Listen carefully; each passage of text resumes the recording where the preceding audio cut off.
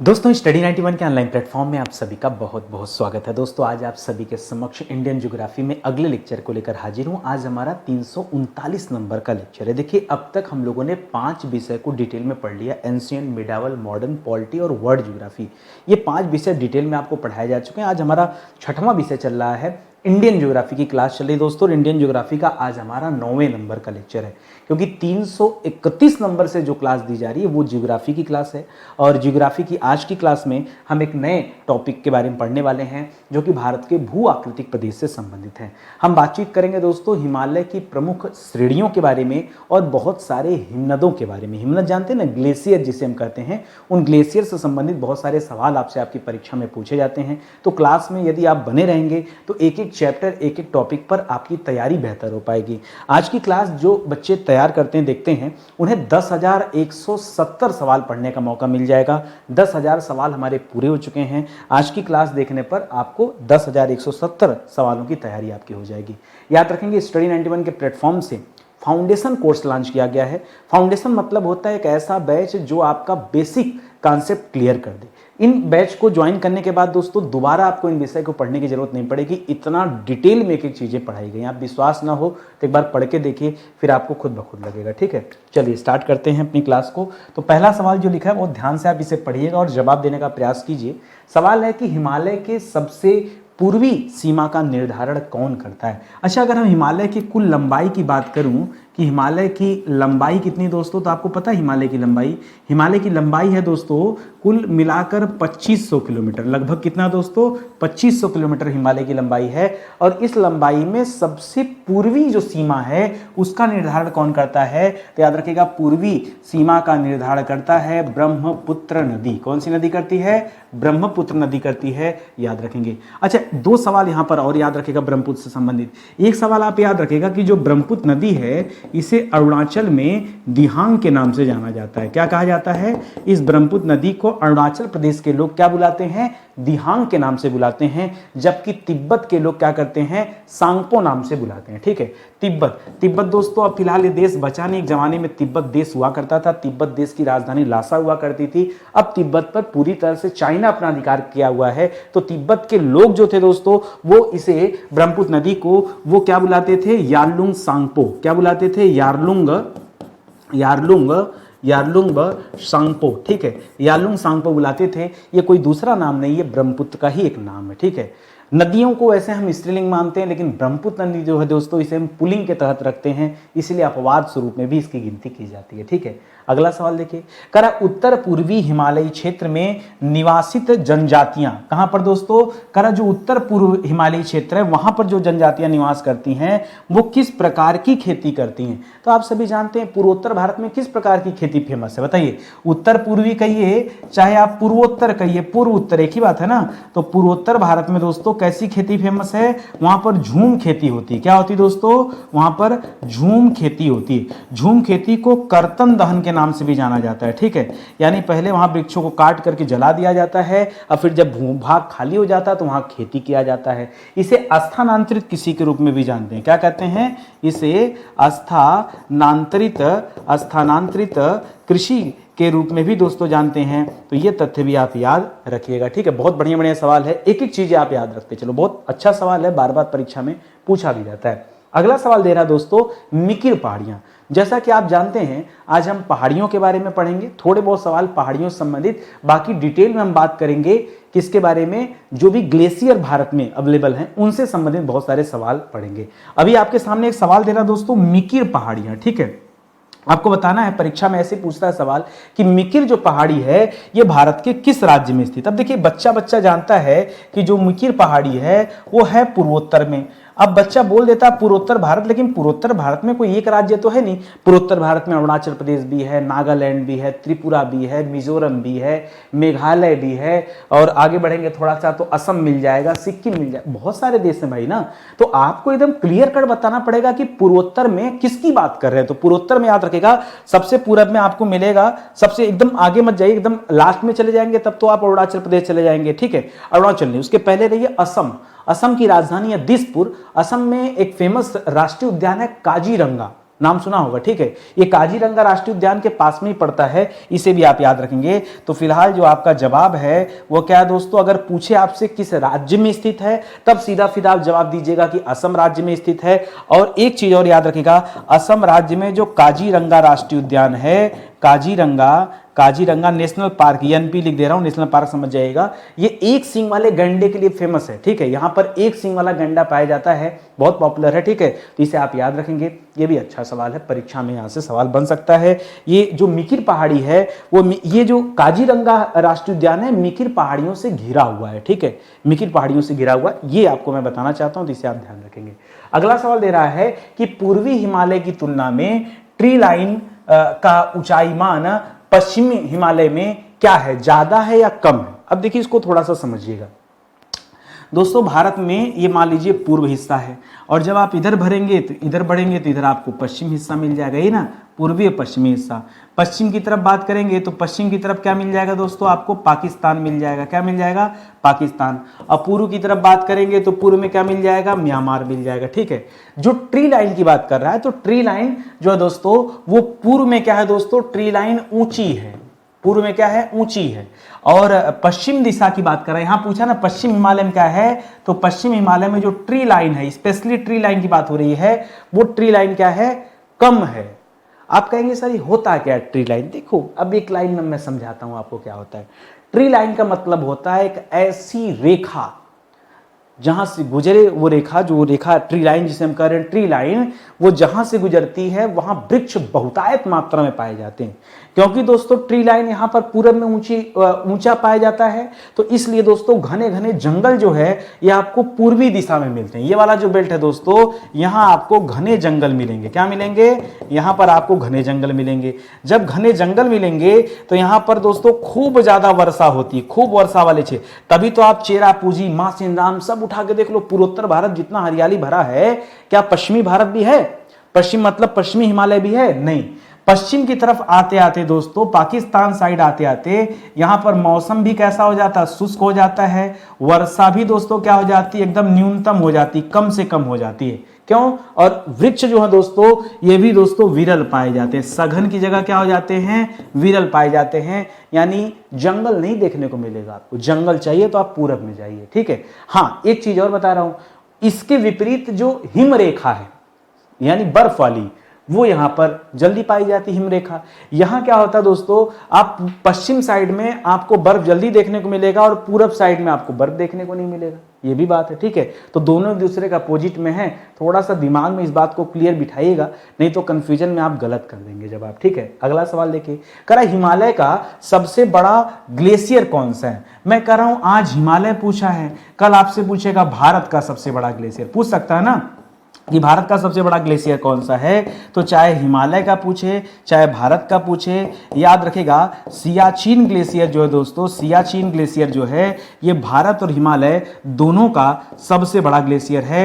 अगर इसके हम लंबाई चौड़ाई की बात कर रहे हैं तो लगभग 76 किलोमीटर इसकी लंबाई चौड़ाई है। मैं सियाचिन ग्लेशियर की बात कर रहा हूँ, ठीक है, लगभग 76 77, अब थोड़ा सा आंकड़ा अलग अलग है, 76 कहीं लिखा, कहीं 77 लिखा, कहीं 78 मिल जाएगा, आंकड़ा आपको इसी के आसपास मिलेगा। मैं केवल इतना बताना चाहता हूं, ठीक है। और सियाचिन ग्लेशियर से एक नदी निकलती, कभी कभी वहां से भी सवाल पूछता है, तो याद रखेगा सियाचिन ग्लेशियर से एक नदी निकलती है, यहां से एक नदी निकलती, उसका नाम है नुब्रा नदी। कौन सी नदी है दोस्तों, नुब्रा नदी, ठीक है। ये जो नुब्रा नदी है आगे चल के नुब्रा नदी श्योक नदी में मिल जाती, किस नदी में मिल जाती, श्योक नदी। और ये जो श्योक नदी है ये आगे चल के सिंधु नदी में मिल जाती है, समझ रहे हैं ना। तो याद रखेंगे यहां सियाचिन ग्लेशियर से एक नदी निकलती है नुब्रा नदी, नुब्रा जाकर मिलती है श्योक नदी में, और श्योक नदी जाकर मिलती है सिंधु नदी में। कोई कंफ्यूजन आपको नहीं ना, एक एक बातें याद रखो। देखो सवाल से सवाल तो बनाना पड़ेगा, आज हिमालय का पूछा कल भारत का पूछ सकता है, बिल्कुल पूछ सकता है, इसलिए आप पहले से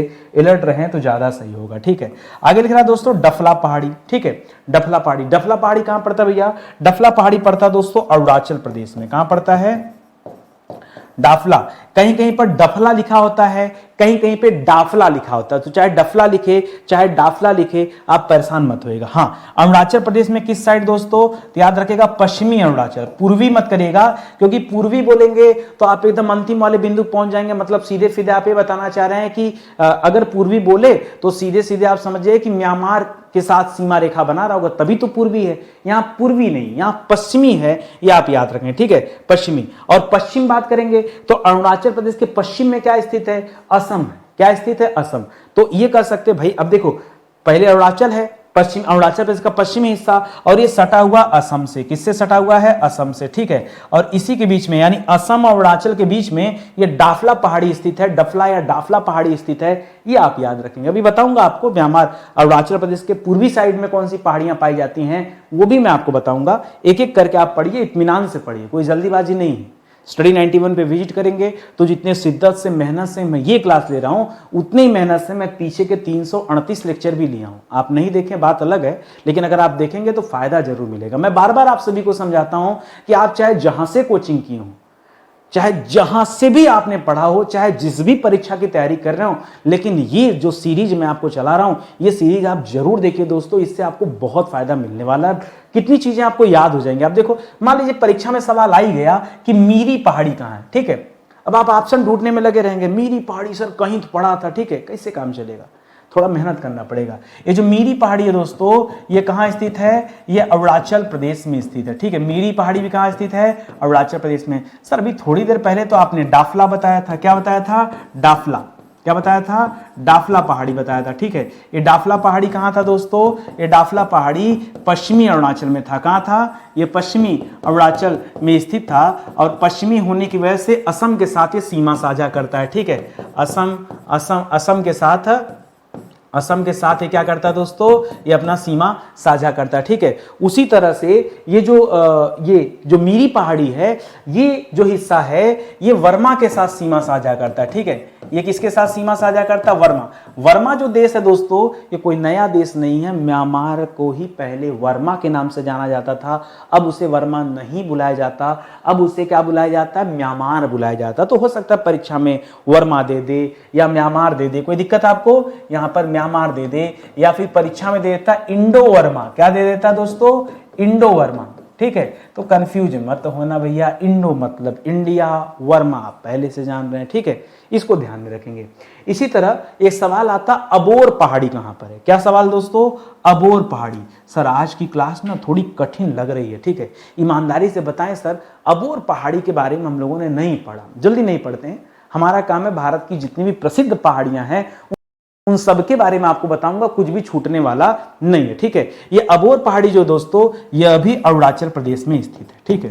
सर ये तो आप पूरी कहानी अरुणाचल में ले चले, चलो एक काम करते हैं, जब अरुणाचल की बात आई गई है ना, तो एक काम करते हैं, ठीक है, आओ दिखाता हूं। ये है दोस्तों अरुणाचल प्रदेश। अरुणाचल के अगर हम पश्चिमी हिस्से की बात किए, ठीक है, हमने कहाँ की बात किया, पश्चिमी की बात किया, तो पश्चिम में दोस्तों यहाँ पड़ गया असम, और यहाँ पर जो पहाड़ी स्थित थी दोस्तों, यहाँ पे जो पहाड़ी स्थित थी, इसको हमने नाम दिया डाफला। क्या नाम दिया दोस्तों, ये डाफला पहाड़ी है। अगर अरुणाचल प्रदेश के हम पूरब साइड गए, ठीक है, कहाँ गए दोस्तों, अरुणाचल प्रदेश के हम पूर्वी हिस्से में गए, तो पूर्वी हिस्से में, ठीक है, क्या मिला हमको, यहाँ मिला म्यांमार या फिर वर्मा। क्या मिला, म्यांमार या फिर वर्मा। यहाँ पर जो पहाड़ी मिली, ये मिली मीरी पहाड़ी। क्या मिली दोस्तों, यहाँ पर जो पहाड़ी मिली, ये मिली कौन सी पहाड़ी, मीरी पहाड़ी। क्या मिली, मीरी पहाड़ी, ठीक है। और अब जो तीसरी पहाड़ी के बारे में बता रहा हूं आपको, अबोर पहाड़ी, ये मिलेगा दोस्तों अरुणाचल प्रदेश के उत्तर दिशा में। कहां मिलेगा, अरुणाचल के उत्तर दिशा में। और उत्तर की तरफ कौन बैठा भैया, उत्तर की तरफ चीन बैठा हुआ है, ठीक है। और यहां पे दोस्तों जो पहाड़ी है वो कौन सी पहाड़ी है, ये हो गया दोस्तों अबोर पहाड़ी। कौन सा हो गया, अबोर पहाड़ी। कोई दिक्कत, अरुणाचल प्रदेश जो स्टेट है उसके 3 तरफ की पहाड़ियां आप याद रखें। हमेशा आप खाली गारो खासी जयंतिया तक रहते हैं, परीक्षा में सवाल नहीं आ सकता कि अरुणाचल प्रदेश और चीन की सीमा के बीच में कौन सी पहाड़ी स्थित है, तो क्या बताएंगे, अबोर पहाड़ी। कौन सी पहाड़ी, अबोर पहाड़ी। अरुणाचल प्रदेश और उसकी पश्चिमी सीमा यानी असम साइड में कौन सी पहाड़ी स्थित है, तो क्या बताएंगे, मीरी पहाड़ी। क्या बताएंगे, मीरी पहाड़ी, ठीक है, सॉरी मीरी कर रहा हूं यार, डाफला पहाड़ी, ठीक है, डाफला पहाड़ी। और मीरी जो है दोस्तों, ये पूर्वी साइड में, म्यांमार वाले साइड में, बर्मा वाली साइड में, ठीक है। आगे बढ़िए। अगला सवाल दे रहा है दोस्तों यहाँ पर, मिश्मी पहाड़ी कहाँ स्थित है? कहाँ स्थित है मिश्मी पहाड़ी? मिश्मी पहाड़ी भी अरुणाचल प्रदेश में ही स्थित है। ठीक है, यही होता है, देखिए जितना मन से मेहनत से पढ़ेंगे उतना ज्यादा मजा आएगा। मिश्मी पहाड़ी कहाँ दोस्तों? ये भी अरुणाचल प्रदेश में स्थित है। अब ये कहाँ पर पड़ता है? अब ये दो चीजें यहाँ पर हैं।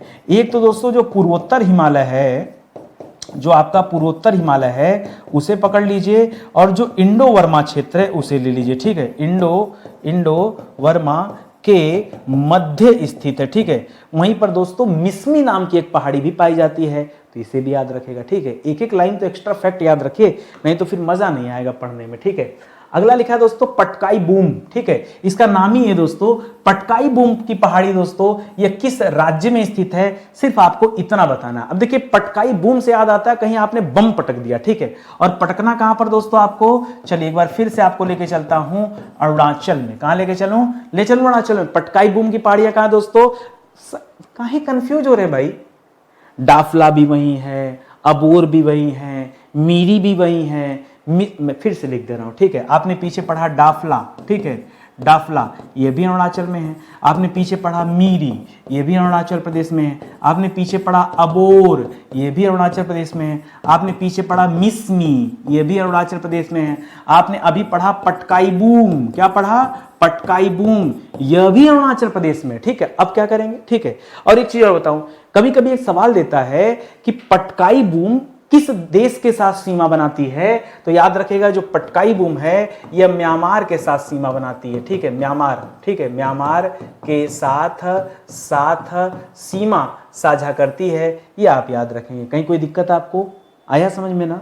आगे देखिए नागा पहाड़ी। सर इसका जवाब तुम दे देंगे, यही तो वो सवाल है जिसका जवाब हमको आता है। बढ़िया, ठीक है। नागा पहाड़ी दोस्तों, नागा पहाड़ी नाम से ही देखिए पकड़ लेंगे आपकी नागा पहाड़ी कहाँ स्थित है? यह नागालैंड में स्थित है कि नहीं? अच्छा, नागालैंड की राजधानी कहाँ दोस्तों? नागालैंड की राजधानी है कोहिमा। कहाँ पर इसकी राजधानी है? कोहिमा राजधानी है। जो हम अरुणाचल की बात करें तो उसकी राजधानी कहाँ है? ईटानगर राजधानी है। जिस हम असम की बात करें तो उसकी राजधानी कहाँ है? असम की राजधानी है दिसपुर। कहाँ है? दिसपुर। म्यांमार जिस देश की बात कर रहे थे उसकी राजधानी कहाँ है? म्यांमार की राजधानी है क्या? नायपीडा। तिब्बत जिसकी बात कर रहे थे उसकी राजधानी क्या थी? लासा थी। चीन की राजधानी कहाँ है? बीजिंग है, संघाई नहीं। संघाई वहां की प्रसिद्ध सिटी है, जैसे हमारे यहाँ बंबई है, बीजिंग राजधानी है। ठीक है, ये सब आप याद रखेंगे।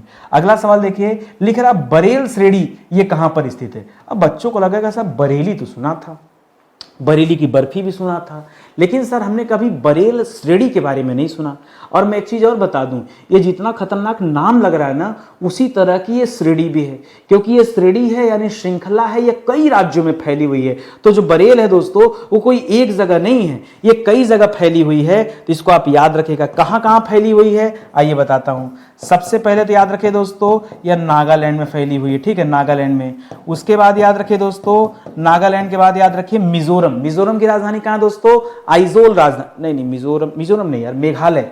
मिजोरम त्रिपुरा नीचे हो जाएगा, मेघालय असम के पास में मेघालय। ठीक है, मेघालय में ही फैली हुई है। और ठीक है, एक मिनट, बरेल श्रेणी पहले होगा अरुणाचल प्रदेश, अरुणाचल प्रदेश के ठीक नीचे नागालैंड, फिर इस साइड हो जाएगा मेघालय।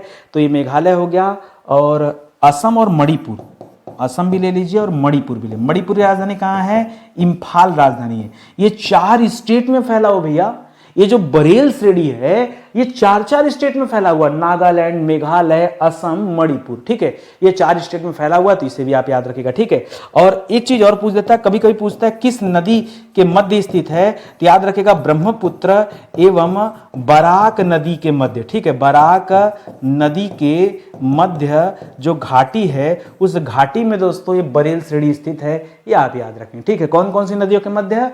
ब्रह्मपुत्र, बराक नदी के मध्य। ठीक है, इसको भी आप याद रखेंगे। देखिए भागना नहीं, आपको पढ़िए, मेहनत से पढ़िए, एक एक सवाल देखिए, मजा खूब आएगा। गारो, खासी, जयंतिया बच्चा बच्चा जानता है। क्या क्या? एक तो गारो का नाम सुना है, एक खासी का नाम सुना है, और एक जयंतिया का नाम सुना है। ये 3 पहाड़ियां हैं जो बचपन से हमें याद है, आज तक हमारा साथ नहीं छोड़ी। और ये तीनों पहाड़ियां कहाँ है दोस्तों? ये तीनों पहाड़ियां नागालैंड में स्थित है। कहां पर स्थित है? गारो, खासी, जयंतिया की पहाड़ियां कहां स्थित है? नागालैंड। यही ना? पिटा जाओगे कसम से। नागालैंड में स्थित है, मेघालय में स्थित है। मेघालय वह स्थान जहां पर सबसे ज्यादा वर्षा होता है, चेरापूंजी मासिन उसी के पास में तो है। मेघालय नहीं बेटा, सॉरी नागालैंड नहीं, क्या हो जाएगा, ऐसी भावनाओं में मत बह जाया करिए, ठीक है, मेघालय। अच्छा, मेघालय की राजधानी कहाँ है दोस्तों? मेघालय की राजधानी है शिलोंग। कहाँ है राजधानी इसकी राजधानी है शिलोंग, ठीक है, शिलोंग राजधानी है। गारो, खासी और जयंतिया, ये तीनों पहाड़ियां दोस्तों कहाँ स्थित है? ये मेघालय में स्थित है, ठीक है। अच्छा, मेघालय में सर हम लोगों ने मेघालय का पठार भी पढ़ा है ना, पढ़ा है ना मेघालय का पठार, सुना है कि नहीं? कभी नहीं पढ़ा तो सुना होगा ना मेघालय का पठार। तो याद रखेंगे यहां पर एक मेघालय का पठार है, मेघालय का पठार, ठीक है। उस मेघालय के पठार के पास में ही ये गारो, खासी और जयंतिया की पहाड़ियां स्थित हैं, इसे आप याद रखेंगे। और यहीं पर दोस्तों एक वो है बायोस्फीयर रिजर्व है, नोकरेक उसका नाम है। क्या नाम है? Nokrek, Nokrek biosphere reserve. क्या नाम है? Biosphere reserve. पूछता है सवाल, ठीक है, कि नोकरेक बायोस्फीयर रिजर्व ये किस राज्य में है? तो जवाब क्या होगा? मेघालय राज्य में, ठीक है। अगले सवाल पर आइए। अगला सवाल दे रहा है कि खासी पहाड़ी दोस्तों कहां स्थित है? पुनः बता रहा हूं आपको, मैंने पहले ही बता दिया कि चाहे गारो पूछ ले, चाहे खासी पूछ ले, चाहे जयंतिया पूछ ले, तीनों के तीनों दोस्तों मेघालय में ही स्थित है। मेघालय में जो शिलोंग पठार है या जो मेघालय का पठार है, ठीक है, यहां पर याद रखेंगे मेघालय का पठार, मेघालय के पठार को ही हम क्या कहते हैं? शिलोंग, शिलोंग का पठार, ठीक है, याद रखेंगे। इसी के पास में यह स्थित है गारो, खासी, जयंतिया, ठीक है। यहाँ की एक स्पेसिफिक जनजाति भी है, ठीक है, गारो जनजाति, खासी जनजाति ना, पढ़ा होगा आप लोगों ने। अच्छा, आइए अब यहां से दोस्तों हिमनदों के बारे में पढ़ते हैं। हिमनद कुछ और नहीं है, हिमनद मतलब हिम माने होता है बर्फ, हिम का मतलब क्या होता है? बर्फ। और नद का मतलब क्या हो गया दोस्तों? जो नद शब्द दिया है, नद का मतलब हो गया नदी, ठीक है। तो हिम की नदी यानी बर्फ से पूरी तरह से आच्छादित है। ये दोस्तों जो ग्लेशियर होते हैं उन्हीं को हम हिमनद बुलाते हैं। ये जितने भी ग्लेशियर हैं उनको हम हिमनद बुलाते हैं। उसी में से पूछ रहा है कि रीमो हिमनद कहाँ है? आपने पीछे सियाचिन पढ़ा, वो छोड़ दीजिए, रीमो के बारे में पूछ रहा है। ये जो रीमो हिमनद है दोस्तों, ये काराकोरम श्रेणी के पास पड़ता है। कहां पड़ता है? काराकोरम श्रेणी। काराकोरम श्रेणी जानते हैं ना, ठीक है, काराकोरम श्रेणी, जी हाँ, ये काराकोरम श्रेणी पश्चिम में आ जाइए, जम्मू कश्मीर के पास में, ठीक है, वहां पर है। और इसका नाम जो है ना वो रीमो क्या नाम है? मुगताज नहीं, मुजताग, ठीक है, ऐसे बुलाते हैं, रीमो मुजताग बुलाते हैं, ठीक है, मुजताग, ठीक है। और स्थित कहां है दोस्तों? क्योंकि काराकोरम की बात हो रही है तो सिंपल सी बात है, मामला कहां का है दोस्तों? J&K का मामला है, जम्मू कश्मीर का मामला है। तो जवाब भी आपका क्या हो जाएगा? जम्मू कश्मीर ही हो जाएगा। याद रखेंगे दोस्तों, स्टडी 91 के प्लेटफॉर्म से जुड़िए। ये जो निःशुल्क मैंने क्लास स्टार्ट किया है, इस निःशुल्क क्लास में अब तक ये विषय आपको पूरी तरह पढ़ा दिए गए, डिटेल में। कोई भी ऐसा टॉपिक नहीं है जिस पर हम लोगों ने चर्चा न किया हो। तो विश्वास कीजिए, आपकी तैयारी के लिए बहुत अच्छा है। आप चाहे ऑनलाइन कोचिंग पढ़ रहे हैं, चाहे ऑफलाइन पढ़ रहे हैं, आधे घंटे का समय निकाल करके नितिन सर का वीडियो जरूर देखिए। फायदा आपका होगा, नुकसान कुछ नहीं होगा, फायदा ही फायदा है। 1-2 मिनट में आपका वेस्ट नहीं करता। यही कारण है कि मैं लाइव क्लास नहीं लेता। लाइव में आता तो हाय हेलो करता, आपका टाइम नुकसान जाता। बाद में आप कहते सर आधे घंटे के मैटर को आप 1 घंटे खींच के पढ़ा रहे हैं। उससे अच्छा है कि आपका भी समय ना नुकसान हो, हमारा भी समय ना नुकसान हो। इसीलिए दोस्तों आपको प्रीमियर क्लासेस दी जाती हैं कि क्लास में कितना दम है, क्या क्वालिटी है। बकबक करने नहीं आते हैं। हकीकत बताऊं, 10,000 सवाल ऐसे मैंने पढ़ा के समाप्त कर दिया। आपके पास समय नहीं तो अलग बात है, ठीक है, लेकिन अगर आप जुड़ेंगे, आएंगे तो बहुत फायदा आपको मिलेगा इससे, ठीक है। चलिए आगे बढ़ते हैं, अगला सवाल देखते हैं। अगला सवाल दे रहा है पुनमाह हिमनद। कौन सा हिमनद दोस्तों? पुनमाह। क्या दिया है? पुनमाह हिमनद, ठीक है, इसका नाम ही है दोस्तों। जो पुनमाह नाम दिया है, पुनमाह, इसके आगे भी देखिए, ये जो पीछे हमने यहां बताया ना दोस्तों, एक शब्द यहां पर दिया आपको मुजताग। ये याद रखिएगा, जितने भी जम्मू कश्मीर साइड में है ना, उन सबको दोस्तों मुजताग ही बोला जाता है, ठीक है। तो ये आप याद रखेंगे, ताज मत बोल दीजिएगा, ताग बोलना है, ठीक है। तो ये हो जाएगा। और ये भी कहां स्थित है दोस्तों? उसी काराकोरम श्रेणी के पास में, ठीक है, काराकोरम जो श्रेणी है उसी के पास में। हाँ, इसके लिए आप एक लोकेशन लिख सकते हैं पुनमाह के लिए। ये आपने गिलगिट का नाम सुना है, बाल्टिस्तान का नाम सुना है, ये उसके पास में स्थित है। कहां पे दोस्तों? गिलगिट एवं बाल्टिस्तान, ठीक है, बाल्टिस्तान के मध्य, यह स्थित है पुनमाह, ठीक है, इसको भी याद रखें। सबसे बड़ा तो ग्लेशियर कौन सा था, सियाचिन था, जो 76-77 किलोमीटर का है, वो तो आप जान ही रहे हैं। आगे देखिए सासाइनी, सासाइनी हिमनद जो है दोस्तों ये कहां पर स्थित है, भारत में। सासाइनी हिमनद बहुत अच्छा है, ठीक है, सवाल भी बहुत अच्छा है, थोड़ा सा लीक से हटिए और नए नए सवाल पढ़िए। यह भी दोस्तों काराकोरम श्रेणी में ही स्थित है, ठीक है, यह भी कहां स्थित है, यह भी सासाइनी पूछे तो यह भी कहां स्थित है, जितना काराकोरम, देखिए जहां जहां काराकोरम आ रहा है आंख मूंद कर लोकेशन वाइज देखेंगे तो जम्मू एंड कश्मीर। अगर आप स्टेट की बात करेंगे, राज्य की बात करेंगे तो राज्य कौन सा है, अब तो ये इसी में आता है, ठीक, इसको, लेकिन बहुत बड़ा नहीं, छोटा है। वो तो मान लीजिए 77 था, इसकी लंबाई ना केवल 17 किलोमीटर, लगभग 17 किलोमीटर, 17-18 किलोमीटर लगभग, ठीक है, एक आध किलोमीटर आगे पीछे होगा मीटर में, तो वो दोष न दीजिएगा, ठीक है, उतना आंकड़ा याद भी नहीं हो पाएगा, न हमसे हो पाएगा ना आपसे हो पाएगा, भैया गूगल नहीं है इसलिए मैं आपको चीजें नहीं समझा बता सकता, ठीक है।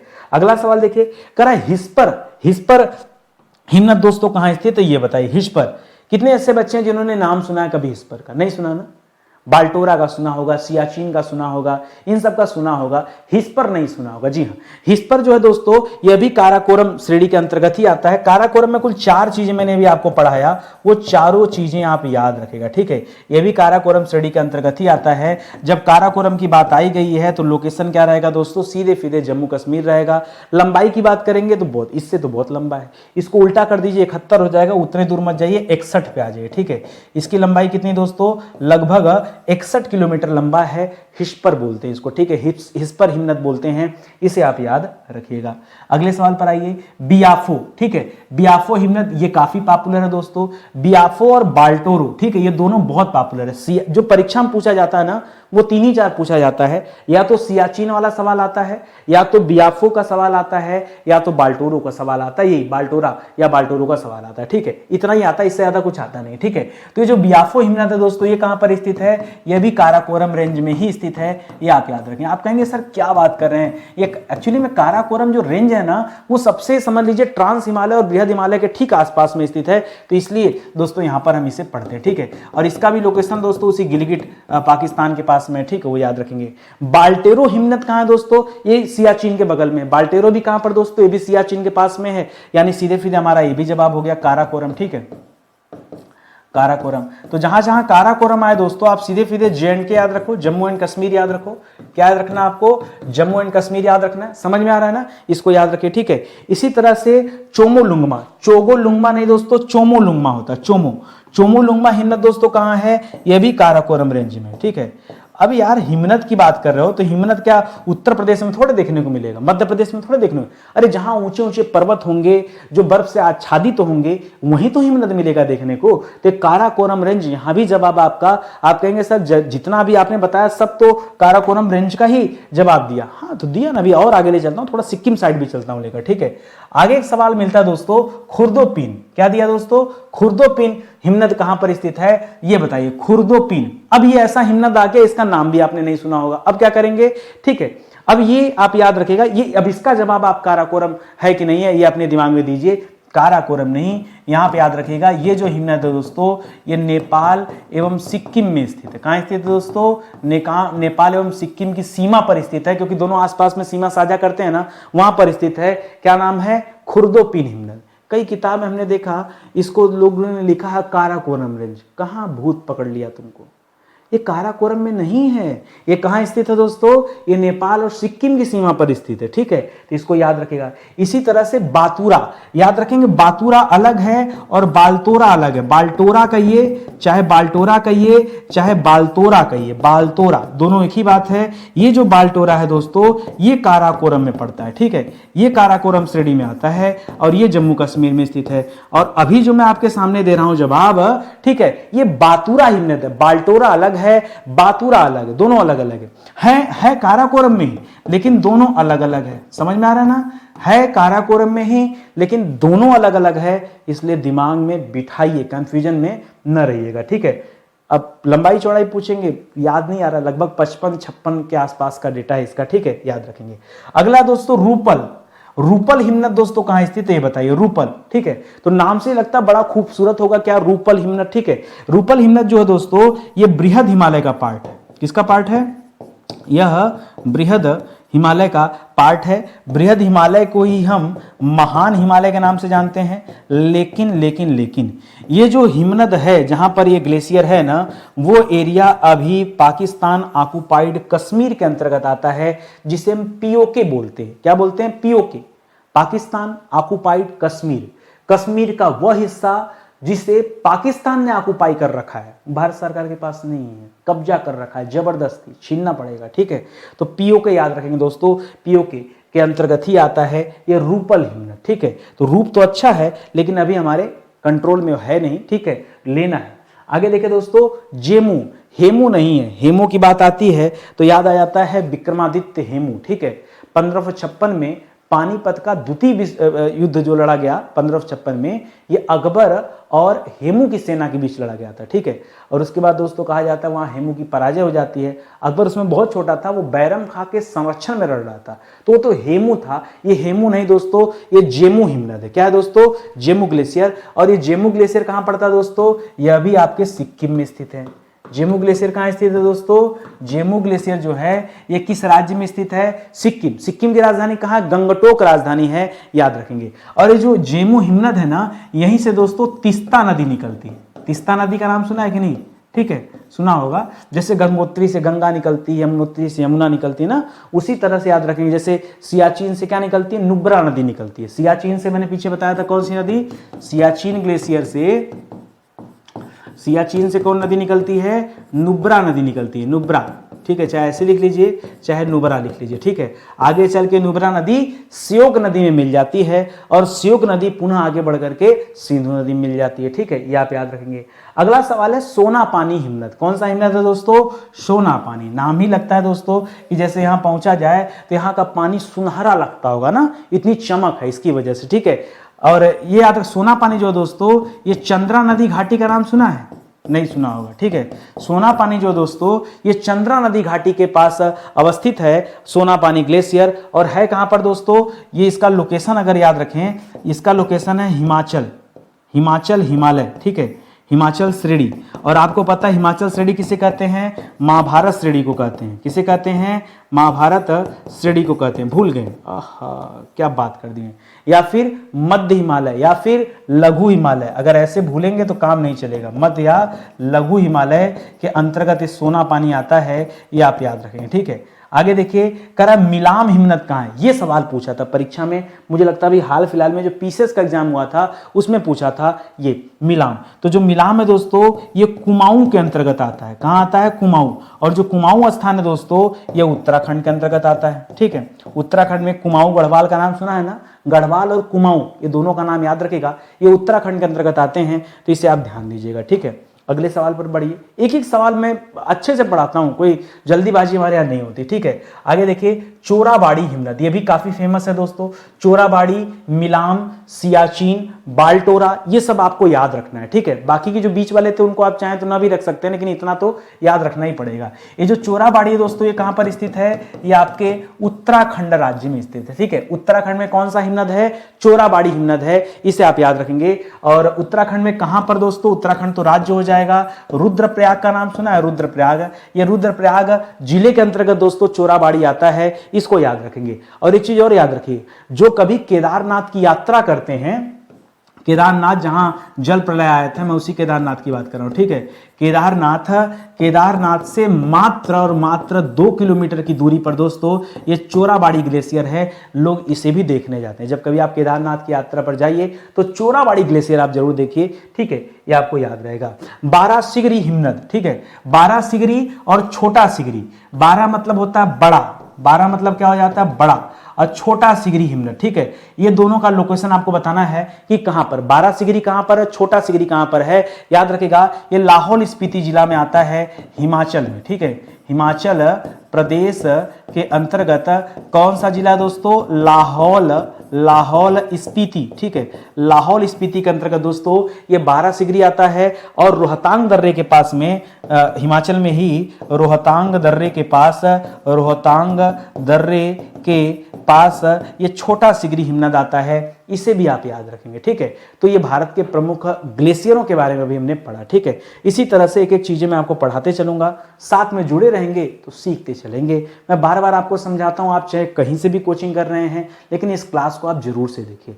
ऐसे विषय जो पूरी तरह से पढ़ा दिए गए हैं, ये उनके नोट्स हैं। पहले हम कॉपी पे पढ़ाते थे, वो वाली क्लास भी अपने आप में अल्टीमेट क्लास है। अगर आपको सच में ज्ञान ग्रहण करना है ना, आप कॉपी वाली क्लास एक बार देख लो, आपके अंदर इतना कॉन्फिडेंस आ जाएगा कि किताबें फिर लगेंगी कि फेल है उसके आगे, ठीक है। गजब का नोट्स है दोस्तों, हैंड एंड नोट्स हैं, आप चाहे तो परचेज कर सकते हैं हमारे स्टडी 91 के वेबसाइट या एप्लीकेशन से। और वेबसाइट या एप्लीकेशन के माध्यम से ही आप इस क्लास का पीडीएफ भी डाउनलोड कर सकते हैं बिना किसी परेशानी के, ठीक है। तो चलिए मिलते हैं दोस्तों अगले लेक्चर में, तब तक के लिए बहुत बहुत धन्यवाद आपका। जय हिंद, जय Bharat, thank you so much.